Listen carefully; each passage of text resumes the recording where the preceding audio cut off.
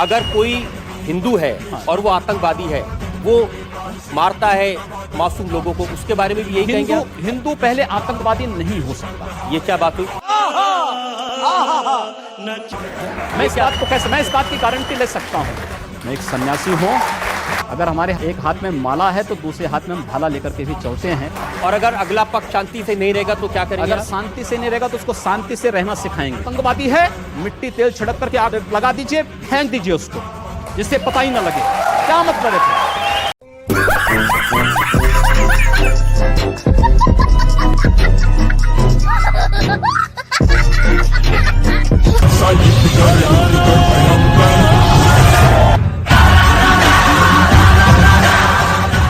ऐसा लगता है कि आप सिर्फ नफरत फैला रहे हैं, जैसे सिर्फ आग लगा रहे हैं, जैसे किसी का खून पीना चाहते हैं।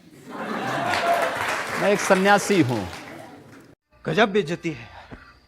और एक सन्यासी होने के नाते सच बोलने का साहस करता हूं। जो सच है वो बोलता हूं। देश की राजनीति सच स्वीकार करने को तैयार नहीं है। मुझे लगता है एक दिन उस सच को, अपने अस्तित्व के लिए अपने उस सच को स्वीकार करना पड़ेगा। ऐसा सच आप कहते हैं कि अगर एक हिंदू का खून बहेगा तो हम 10 मुसलमान का खून बहाएंगे? मुझे लगता है किस परिप्रेक्ष्य में हुआ है, किस परिप्रेक्ष्य में कहा गया है, पूरा वक्तव्य सामने आएगा तो मुझे लगता है उस पर ज्यादा बेहतर तरीके से बोलूंगा। चलिए आपको मैं पूरा वक्तव्य सुना देता हूं आपका। ऐसी क्या बात है? ये वीडियो हमारे पास में है 27 जनवरी 2007 का, गोरखपुर में कैसे आपके मुंह से मशीन गन से भी ज्यादा आग निकल रही है, आपको सुनवाते हैं। अगर एक हिंदू का खून बहेगा तो एक हिंदू के खून के बदले आने वाले समय में हम प्रशासन से एफआईआर दर्ज नहीं करवाएंगे, बल्कि कम से कम 10 ऐसे लोगों की हत्या उससे करवाएंगे जो लोग किसी कतई अब बर्दाश्त की सीमाएं समाप्त हो चुकी हैं।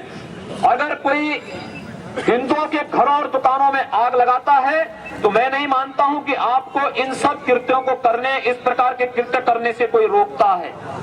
बंधुओं, ये सब सीमाएं स्वाभिमान और सम्मान की पराकाष्ठा को तोड़ती जा रही हैं और आज आप सबको इसके खिलाफ अपनी लड़ाई को लड़ने की तैयारी करनी चाहिए।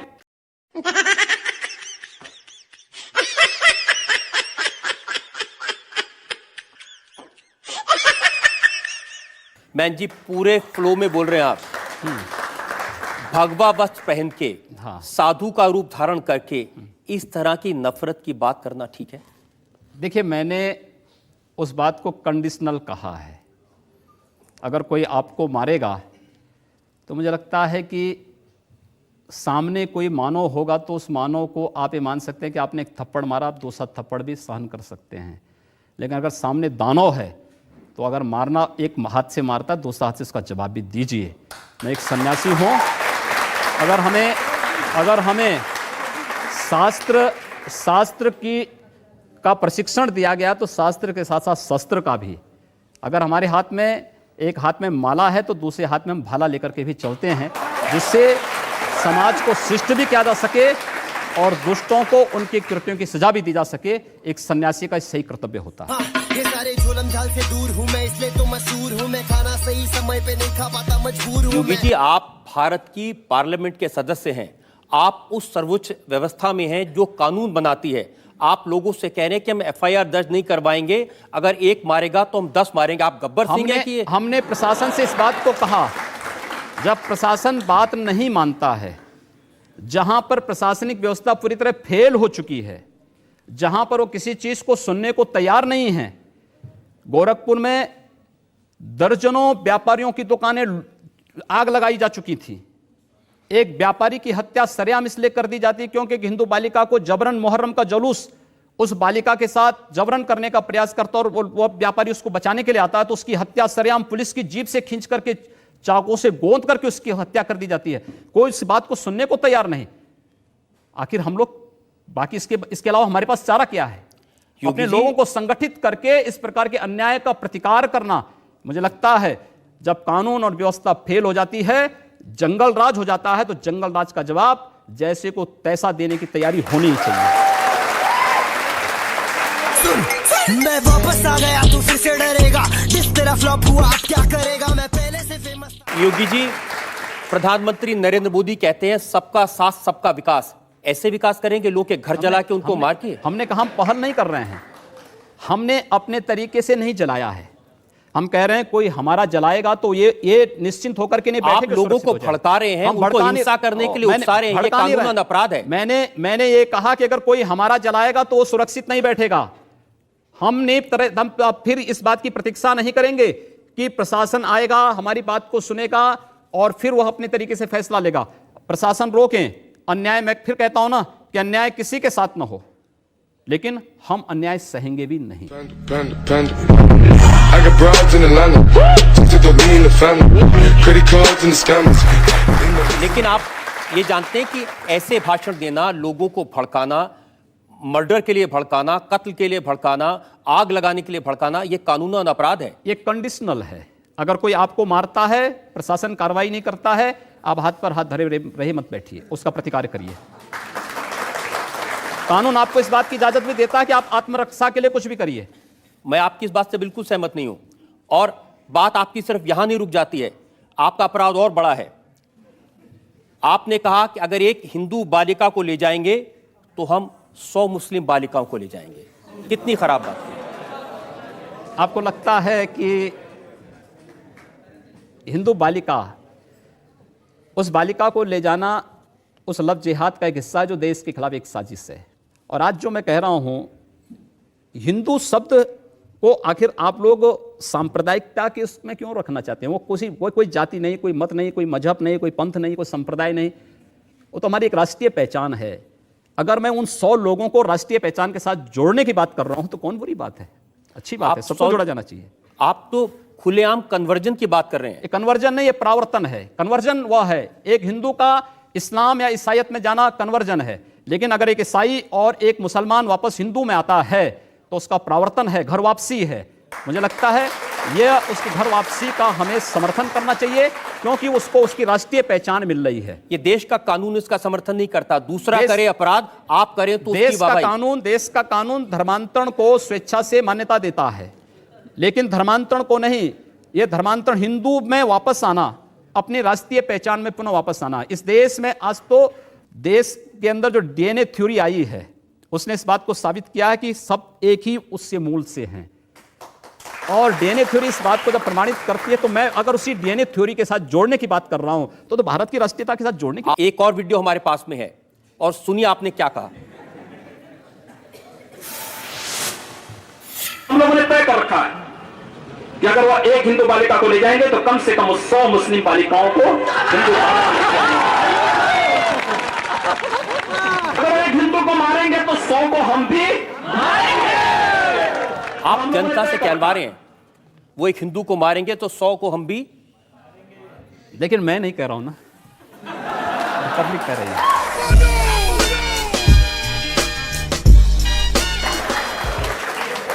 इस बयान में आपने ये भी कहा कि गोरखपुर में हिंदू लड़के मुस्लिम बालिकाओं से शादी करते हैं, ये परंपरा है। हिंदू मुसलमान, नफरत, मार काट, ये क्या शोभा देता है मंदिर के महंत को, भगवा पहने साधु को? हम कहां मार काट करवा रहे हैं? हम तो शांति से रहना चाहते हैं, बहुत शांति से रहना चाहते हैं। लेकिन जो लोग शांति से रहना नहीं देना चाहते हैं तो आखिर उसका भी तो कोई उपचार होगा। उपचार जब शासन तंत्र के साथ नहीं होता तो समाज को वह उपचार स्वयं अपने हाथों में लेना पड़ता है, और मुझे लगता है समय आ गया है जब उपचार लेना पड़ेगा।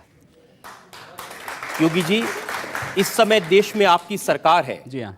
एक तरफ नरेंद्र मोदी लाल किले की प्राचीर से कहते हैं कि 10 साल तक दंगे फसाद को पीछे छोड़ दो, सिर्फ विकास की बात करो। इस देश के अंदर एक भी दंगा हिंदुओं की ओर से नहीं हुआ है। देश के दंगों के इतिहास को आप देखेंगे, मैं आपको बताऊं, पूरे देश के अंदर दंगे कहां होते हैं? 3 श्रेणियां उसकी हैं।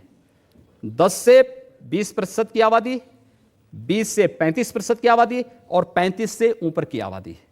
10 से 20 की आबादी जो है, यहां पे छुटपुट सांप्रदायिक झड़पें होती हैं, जहां पर मुस्लिम आबादी 10 से 20% के बीच में है। 20 से 35% की आबादी जहां भीषण दंगे होते हैं, और 35 से ऊपर की आबादी जहां गैर मुस्लिम के लिए कोई जगह नहीं। ये केवल भारत की बात नहीं कर रहा हूं, पूरी दुनिया की मैं बात कर रहा हूं। पूरी दुनिया के अंदर ये सच्चाई है। ये आपकी थ्योरी हो सकती है, मेरी थ्योरी नहीं, जो सच्चाई है। दूसरा, ये एक भी दंगे की उत्तर प्रदेश में 2.5 वर्ष के दौरान 430 से अधिक सांप्रदायिक हिंसक झड़पें और दंगे हुए हैं। एक भी दंगे की शुरुआत हिंदुओं की ओर से नहीं हुई। एक भी दंगा शुरू करने वाला ना हिंदू होता है ना मुसलमान होता है। कैसी बात कर रहे हैं आप? मैं सच्ची बात कर रहा हूं। आज लोग कह देंगे आईएसआईएस के साथ लड़ने वाले लोग ना हिंदू है ना मुसलमान है, फिर उनके लिए फतिया क्यों पढ़ा जा रहा है? आप कहते हैं कि आतंकवाद की कोई जाति नहीं होती, और राम जन्मभूमि पर हमला करने वाले आतंकवादी जब वहां सुरक्षा बलों के हाथों मारे जाते हैं तो उनके लिए फतिया पढ़ा जाता है। क्यों नहीं उनको अमेरिका की जैसे ओसामा बिन लादेन को अमेरिका ने समुद्र में डाल दिया, पता ही नहीं लगा कहां चला गया, वैसे क्यों नहीं उनके साथ व्यवहार करते हैं? फिर तब उसकी कोई जाति नहीं, उसका कोई मजहब, कोई धर्म नहीं, उसके साथ उसी प्रकार का व्यवहार करिए आप। क्यों उसको फिर जाति के दायरे में, किसी मजहब के दायरे में उसको कैद कर देना ये चाहते तो आप कर रहे हैं कैद, मैं नहीं कर रहा हूं। ये वे लोग कर रहे हैं जो उनको उस प्रकार का वो देने के लिए उतावले दिखाई देते हैं। और इसलिए मैं कह रहा हूं, अगर जाति नहीं, मजहब नहीं, समाप्त करिए। आतंकवाद की कोई जाति नहीं, कोई मजहब नहीं, आप उसके साथ उसी प्रकार का व्यवहार करिए। हिंदू आतंकवादी नहीं हो सकता, क्योंकि उसका देश है, उसकी मातृभूमि है, पिछली सरकार ने ऐसे बहुत सारे लोगों को पकड़ा था, जिसमें आरएसएस के लोग थे, जिसमें प्रज्ञा भारती थी, बहुत सारे लोग थे जो लोग भगवा वस्त्र पहनकर आतंकवाद करते थे, जिन्होंने बम लगाए थे, जिन्होंने मारा था लोगों को। देखिए, उसमें साध्वी प्रज्ञा ठाकुर का नाम और स्वामी असीमानंद का नाम ये तब लाए थे जब, मैं आश्चर्य करता हूं, जिस मामले में चार्जशीट दाखिल हो चुकी हो, जिसमें नहीं, आप मुझे बताइए कि देखिए, ये साध्वी प्रज्ञा, स्वामी असीमानंद, ये हिंदू नहीं है या आतंकवादी नहीं है? मैं वही आ रहा हूं ना, मैं वही आ रहा हूं जिसमें इंडियन मुजाहिदीन के आतंकवादी पहले बंद थे, 3 सालों तक वे बंद रहते हैं, और अचानक सरकार परिवर्तन होती है, चार्जशीट वापस लेकर के, और फिर प्रज्ञा ठाकुर को और उसके बाद असीमानंद को उसमें जेल के अंदर बंद कर दिया जाता है। ये क्या तरीका है? अगर आपका कार्य करने का तरीका केवल इस आधार पर है, इस देश के अंदर वे लोग भी प्रधानमंत्री थे जो कहते थे कि इस देश के संसाधनों पर मुसलमानों का अधिकार है, क्या इस देश का हिंदू यहां पर झक मारेगा? क्या तरीका है ये?